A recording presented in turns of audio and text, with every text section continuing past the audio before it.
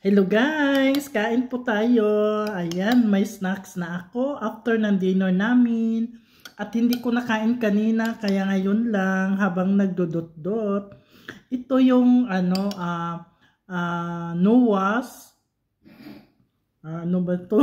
Noah's Ark tradition food ito ng yung dati kay Noah.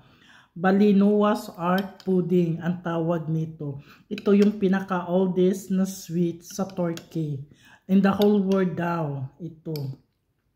Ashuri ang pangalan. Dito sa Turkish at saka sa Greek, Ashuri ang pangalan nito. Pero they have a story about these sweets.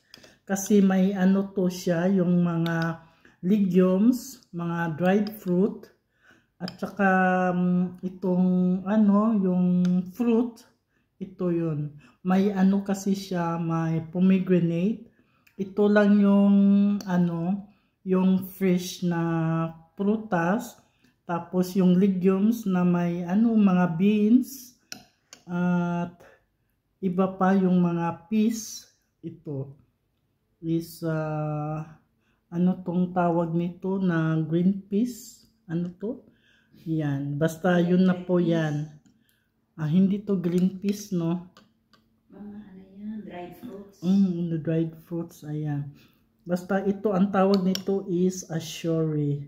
Kung gusto nyong malaman kung anong story this kind of matamis, is search nyo lang yan sa Mr. Google.